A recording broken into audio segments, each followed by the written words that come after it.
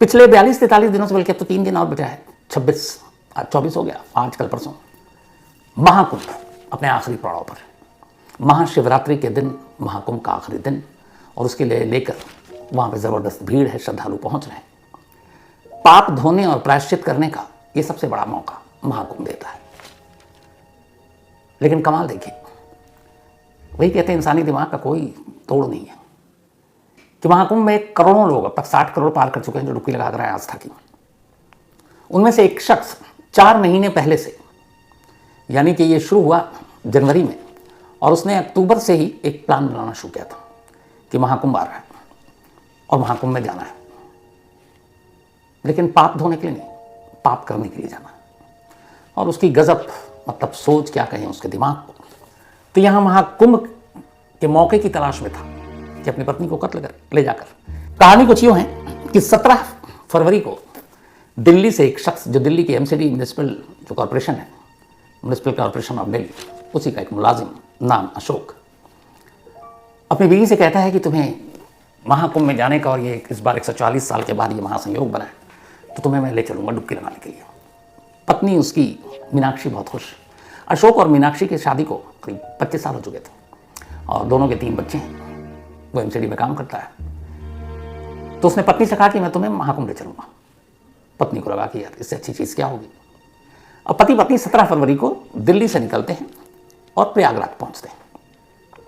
प्रयागराज पहुँचने के बाद ये दोनों संगम नोस पर डुबकी लगाते हैं। डुबकी लगाने के बाद जब ये बाहर निकलते हैं, भीड़ काफ़ी थी, पुलिस वाले उन्हें एक तरफ भेजते हैं। तो वो झूसी वाला इलाका है, वो झूसी वही इलाका जहाँ आपको याद होगा बीच में जो भगदड़ मची थी, करीब 30-36 लोगों की मौत हो गई थी, उनमें झूसी में भी भगदड़ मची थी। तो इन पति पत्नी को पुलिस वाले डायरेक्शन बताते हुए कि इधर से आप जाइए, और वो निकल देते हैं। अब इन्होंने डुबकी लगाई थी शाम को डुबकी लगाने के बाद अब ये था कि रात कहीं आराम करें और सुबह जो है प्रयागराज से निकलकर वापस दिल्ली पहुँच जाए। अब रात कहाँ रुके, तो पति पत्नी अब वहाँ से निकलते हैं, झूसी के आगे जाते हैं, कुछ लोकल लोगों से पूछते हैं, प्रयागराज के 1-2 शख्स मिलते हैं, फिर उनसे बातचीत होती है कि कोई एक मिल जाए जहाँ रात को कम से कम आराम कर लें, 4-5-6 घंटे सुस्ता लें, फिर सुबह निकल जाएंगे। पूछते पूछते ये दोनों एक लॉज में पहुँचते हैं। ये लॉज ऐसा था कि एक घर था, जिस घर को खासतौर पर बहुत सारे लोगों ने प्रयागराज में इस दौरान इसी महाकुंभ को देखते हुए अपने अपने घरों को कमरे किराए पर देने शुरू कर दिए, क्योंकि इतने करोड़ों की भीड़, आपका होटल या सरकारी इंतजाम नाकाफ़ी हो जाते और पैसे कमाने के मौके भी थे। तो एक साहब जिनका अपना मकान था, उन्होंने उस मकान के सारे कमरे लॉज पर लगा दिए इन्हीं श्रद्धालुओं के लिए। तो अशोक और मीनाक्षी ढूंढते जा रहे हैं और ढूंढते ढूंढते आखिरकार वो एक जगह पहुंचते हैं। अब अशोक इससे पहले भी 1-2 जगह गया लॉज में, लेकिन वहाँ उससे पूछा गया कि भाई ठीक है आप ले लो, लेकिन आईडी, तो आईडी प्रूफ नहीं। तो उसने कहा मेरा है, ये मेरी पति पत्नी, लेकिन आईडी प्रूफ नहीं। उन्होंने मना कर दिया। अब वहाँ के एक लोकल बंदे को इसने पकड़ा अशोक ने और कहा कि मुझे ऐसी जगह ले चलो जहाँ आईडी प्रूफ ना देना पड़े, क्योंकि हमारे पास है नहीं, हम भूल गए। वो भी लोकल था, उसने कहा कि यहाँ सामने एक लॉज है, तुम चले जाओ। वो वहाँ पहुँचा तो उन्होंने कहा एक कमरा खाली है रात भर के लिए। दोनों ने पति पत्नी आई कार्ड आईडी वाईडी कुछ देखा नहीं, ना कोई फ़ोन नंबर लिया, क्योंकि वहाँ इसी तरह श्रद्धालु आते 4-6 घंटे रुकते फिर चले जाते, पीक सीजन चल रहा उनके लिए। तो वो दोनों को कमरा दे देता है, और ये बात है 18 फरवरी की रात की। अब दोनों कमरे में जाते हैं, रात के करीब 9 बज चुके थे। इसके बाद सुबह अशोक उस लॉज से बाहर निकलता है। बाहर निकलने के बाद चला जाता है, वापस नहीं आता। इधर अब सुबह हो गई, तय वक्त के हिसाब से दोनों पति पत्नी को कमरा खाली करना था, क्योंकि बाकी लोगों को आना था। तो कमरा अभी तक खाली हुआ नहीं, रिसेप्शन में वो पहुँचे नहीं, 500 रुपये पेशगी दे चुके थे। तो उस लॉज का एक मुलाजिम कमरे में जाता है, नॉक करता है, अंदर से कोई आवाज़ नहीं आती, दरवाज़ा खुला हुआ था। वो दोबारा जाता है, दरवाज़ा खोलता है, अंदर दाखिल होता है। जैसे वो बाथरूम में जाता है, उसकी चीख निकल पड़ती है। बाथरूम में चारों तरफ खून ही खून और एक महिला की लाश पड़ी हुई। चीखता हुआ बाहर आता है, बाकी लोगों को बताता है। बाकी लोग जाते हैं, उन्हीं में से कोई पुलिस को फ़ोन करता है। थोड़ी देर में पुलिस पहुंचती है, और पुलिस आने के बाद अब उस लाश को देखती है। लाश एक महिला की थी, गला उसका आधे से ज़्यादा कटा हुआ था। पुलिस लाश को कब्जे में लेती है, अस्पताल भेजती है। अब पता करती है कि भाई ये कौन है, कब आकर रुकी। तो जो भी रिसेप्शन पे था, कि टेम्प्रोरी लॉज घर को जैसे बना रखा था, तो वहाँ कोई ऐसा इंतजाम भी नहीं था, ना CCTV कैमरा था। तो पता चला कि कोई रजिस्टर तो मेंटेन ही नहीं है। तो अब नाम कैसे पता चले, कहाँ से आया ये पता नहीं। कोई आईडी प्रूफ देखा, कुछ जमा किया फोटो कॉपी। उन्होंने कहा नहीं साहब, हम कहाँ, यहाँ पे तो लोग थके हारे आते हैं, कुछ घंटे गुजारते हैं और चले जाते हैं। तो हमने मांगा ही नहीं। अच्छा, पुलिस को भी लोकल पता है, इतने लोग आ रहे हैं कि कहाँ कौन आईडी क्या देखें। तो कुल मिला के कहानी ये कि अब एक महिला की लाश पड़ी है, 2 लोग यहाँ आए, लेकिन जिस लॉज में रुके उस लॉज के किसी भी मुलाजिम को और किसी को भी ये पता ही नहीं कि वो दोनों पति पत्नी थे भी कि नहीं थे। जिस महिला की लाश मिली उस महिला का नाम क्या था, जो उसके साथ आया था वो कौन था, मतलब जीरो, कोई जानकारी नहीं। अब पुलिस लाश को कब्जे में लेती है, अस्पताल भेजती है और मोर्चरी में रख देती है, लाश की तस्वीर ले लेती है। अब चूंकि कुंभ में करोड़ों लोगों की मतलब आना जाना, पुलिस के ऊपर बहुत जिम्मेदारी। अब पुलिस वो लाश को भी देख के ही था कि ये मर्डर का केस है, पुलिस ने कहा थोड़ा सा ये महाकुंभ खत्म हो तो उसके बाद इस केस को देखते हैं। अब लाश मुर्दा घर में है, आगे कोई तफ्तीश नहीं हो रही है। 18 के बाद 19 फिर 20 फरवरी की तारीख आई। 20 फरवरी को एक 21-22 साल का लड़का प्रयागराज पहुंचता है। प्रयागराज ट्रेन से जाता है, स्टेशन से बाहर उतरता है और पहले स्टेशन पर जो पुलिस थी उससे कहता है कि महाकुंभ में मेरी माँ आई थी डुबकी लगाने, पर वो लौटी नहीं, गायब हो गई है। और मेरे पापा ने ये कहा है कि हम साथ में थे, डुबकी लगाई, और उसके बाद इस भीड़ में वो अचानक उसका हाथ छूटा और वो गायब हो गई। जब महाकुंभ में बहुत सारे लोग गुम होते हैं फिर मिल जाते हैं। तो उसने तस्वीर दिखाई, तो उसने पूछा कि कहाँ डुबकी उबकी लगाई। तब उसने कहा हाँ, ये पापा ने मेरे एक अपने मोबाइल पे एक वीडियो डाला था डुबकी के फ़ौरन बाद का, तो ये वीडियो है। उस रेलवे के पुलिस ने उस वीडियो को देखा और वीडियो देखकर घाट पहचान गया। उसने कहा कि देखो ये उधर झुंझुनू के पास जो है वहाँ जाओ, ये उसी एरिया का है। अब वो वहाँ से भेज देता है, वो पहुँचता है उसी एरिया में। अब वो वहाँ जाने के बाद जब पुलिस वालों से मिलता है तो तस्वीर दिखाता है, कहता है कि ये मेरी मम्मी है और आई थी 17 फरवरी को और उसके बाद से गायब हो गई। तो वहाँ के जो पुलिस के इंचार्ज थे वो तस्वीर देखते हैं और वो तस्वीर देखते ही उनको याद आता है कि इस तस्वीर में जो महिला है इसको कहीं देखा। थोड़ी देर तक सोचते हैं, फिर अचानक मुझे याद आता है कि एक लॉज में एक महिला की लाश मिली थी, उसकी तस्वीर ली थी, उसका चेहरा वो मिलता है। इत्तेफाक से वो तस्वीर उनके पुलिस वालों के पास थी, उन्होंने पुलिस वालों को बुलाया और कहा कि वो तस्वीर लेकर आओ जो लाश जिसका मिला था। तो अब वो तस्वीर आती है, उस तस्वीर को उस लड़के को दिखाया जाता है। लड़का तस्वीर देखता है, कहता हाँ यही मेरी मम्मी है। अब सच्चाई जानकर वो रोने लगता है। खैर कुछ धोखा ना हो इसके बाद पुलिस उसको कहती है कि चलिए आप मोर्चरी मुर्दा घर में आप पहचान लीजिए। वो लड़का मुर्दा घर पहुंचता है। मुर्दा घर जाने के बाद जब लाश दिखाई जाती है तो वो कपड़ों से और बाकी चीज़ों से अपनी माँ को पहचान लेता है। माँ का कत्ल हुआ था। अब बेटा परेशान, इधर बेटा आया तो अब पुलिस को पहली बार पता चला मरने वाले महिला का नाम मीनाक्षी है, वो दिल्ली की है।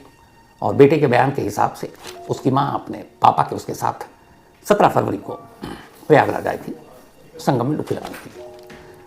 18 फरवरी तक सब ठीक था। 18 फरवरी को डुबकी लगाने के बाद उसके फादर ने संगम का एक वीडियो बनाया 28 सेकंड का। 28 सेकंड में उन दोनों की डुबकी की जो वीडियो थी, ज़्यादातर लोग, लाखों करोड़ों लोग अपने अपने स्टेटस पे लगा रहे हैं।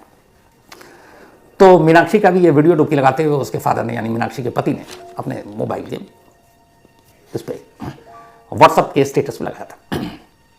पुलिस ने कहा लेकिन तुम्हारे पापा कहाँ हैं?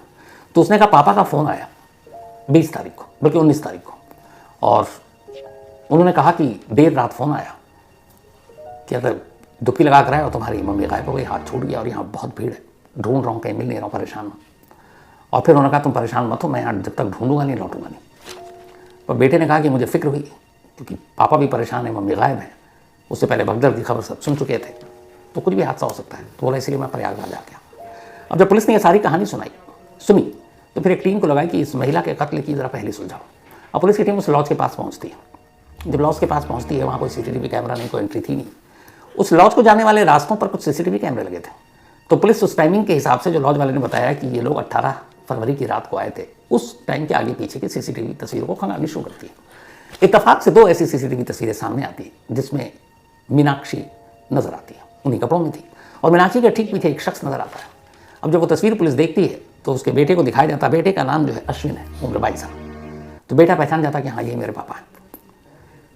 उसके बाद उस तस्वीर को जब लॉज वाले को दिखाया जाता है कि ये बताओ उस रात ये दो आए थे, पति पत्नी बता रहे थे, इनमें ये दोनों हैं। लॉज वाला पहचान जाता है कि हाँ साहब यही दोनों थे। तो असल में अशोक और उसकी वाइफ मीनाक्षी थे, यही दोनों पहुंचे थे। अब ये कंफर्म हो गया कि इस लॉज में अशोक अपनी पत्नी के साथ रुका था। तो क्या कत्ल अशोक ने किया? तब पुलिस के सामने सवाल था, लेकिन जब तक अशोक नहीं मिलता सवाल के जवाब मिलते नहीं। अब अशोक को पुलिस ढूंढ रही है, ना वो दिल्ली पहुंचा, ना कहीं प्रयागराज में, ना बेटे से कांटेक्ट कर रहा है। पुलिस का अब शक गहराया। फिर पुलिस ने चाल चली। उसने अश्विन से कहा कि तुम अपने पापा को फ़ोन करते रहो, मैसेज डालते रहो, और जैसे ही फ़ोन उठाए तो तुम्हें कुछ बात करनी है।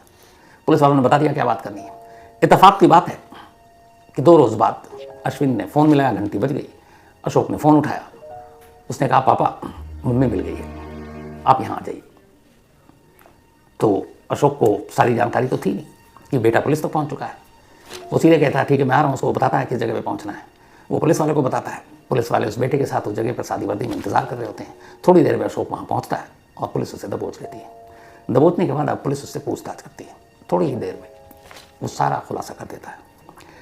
अशोक मीनाक्षी की शादी को काफ़ी अरसा हो चुका था, लेकिन बाद में अशोक की ज़िंदगी में एक और महिला आ गई। ये बात मीनाक्षी को पता चली। मीनाक्षी उसे टोकती, उससे झगड़ती और ये झगड़ा आए दिन का चलता रहता। अब चूँकि बच्चे बड़े हो गए थे तो अशोक को लगा क्या करूँ, बट उसे ये भी था कि जब तक मीनाक्षी है तब तक उस दूसरी महिला से वो शादी भी नहीं कर सकता।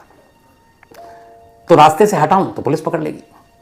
तभी वो ये सारी चीज़ें कर रहा था। इसी दौरान में सोशल मीडिया, अखबारों में महाकुंभ की तैयारियों की खबरें न्यूज़ चैनल पर, अखबारों में आने लगी कि इस बार महाकुंभ में 40 से 45 करोड़ लोगों के पहुंचने की उम्मीद।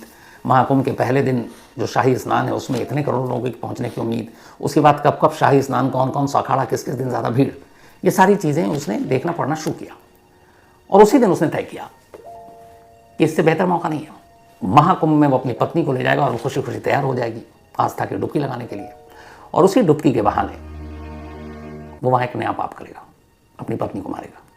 इसके बाद पहले से ही सारी तैयारी, 17 फरवरी को पत्नी को लेकर प्रयागराज पहुंचा और जानबूझकर उसने वो इलाका चुना जहाँ सबसे ज़्यादा भीड़ है, जो जुनून बताया आपको। वहाँ पे इसने डुबकी लगाई शाम को। डुबकी लगाने के साथ वीडियो बनाया। वीडियो को सोशल मीडिया पर अपने व्हाट्सएप पे डाला ताकि पूरे ख़ानदान को, सबको पता चले कि देखो दोनों डुबकी लगा चुके हैं, डुबकी ही लगाने आए थे और दोनों खुश हैं। इसके बाद वो वहाँ से निकला। अब उसका टारगेट ये था कि उसे किसी ऐसी छोटी जगहों पर कोई लॉज या कमरा लेना है, मतलब लॉज में जहाँ एक तो सीसीटीवी कैमरा ना हो और दूसरा कोई आईडी प्रूफ ना मांगे, क्योंकि आईडी प्रूफ देने से फिर खुलासा हो जाएगा। और उसने ये भी रेकी कर रखा था कि इतनी भीड़ है कि यहाँ छोटे छोटे जगहों पे लोगों ने अपने अपने घरों में किराए पे लोगों को रखना शुरू कर दिया। क्योंकि वो प्रोफेशनल तो है नहीं, तो बस उन्हें पैसे का मतलब है, कुछ घंटों के लिए 500, 700, 1000 रुपये लेते हैं, कहते हैं रात गुजार लो, ये दिन में थके हुए 4-5 घंटे सुस्ता लो और चले जाओ। तब उसे ऐसी ही जगह 2-4 जगह उससे पहले गया अपनी बीवी को लेकर 18 फरवरी की रात, लेकिन वहाँ लोगों ने आईडी प्रूफ मांगा, वो छोड़ दिया। फिर उसने कुछ जगह देखा सीसीटीवी कैमरा है, वो वहाँ से फ़ौरन भागा। आखिर में इस लॉज तक जब वो पहुँचा तो उसने देखा यहाँ आसपास में कोई सीसीटीवी कैमरा नहीं है और यहाँ कोई आईडी प्रूफ नहीं मांग रहा है। उसके लिए बेस्ट जगह थी। कमरे में जाता है, उसके बाद थोड़ा सा रात होने का इंतज़ार करता है। वाइफ इसकी जैसे ही बाथरूम में जाती है, पीछे से जाता है, चाकू अपने साथ लेकर चल रहा था। पूरे दिल्ली से जब ये महाकुंभ पहुँचा तो दिल्ली से ही चाकू लेकर चल रहा था कि पता नहीं प्रयागराज में चाकू मिलेगी कि नहीं मिलेगी। और उस रात मौका मिला, जैसे बीवी बाथरूम में गई, पीछे से गया और सीधे गले पर उस चाकू को घुमा दिया। जब उसे यकीन हो गया कि बीवी मर चुकी है, अपना सामान, बीवी के शिनाख्त की कोई भी ज़रूरी चीज़ थी, उससे उठाया और रात के अंधेरे में निकल गया लाश को छोड़कर, क्योंकि उसे पता था कि उसने शिनाख्त के नाम की कोई चीज़ नहीं छोड़ी है। उसे ये भी पता था कि शायद महाकुंभ की इस भीड़ में कौन इस मर्डर की तफ्तीश करेगा। लेकिन बेटा पहुंच गया प्रयागराज और बेटे ने जब अपनी माँ की तलाश शुरू की तो कातिल बाप को पुलिस तक पहुंचा दिया।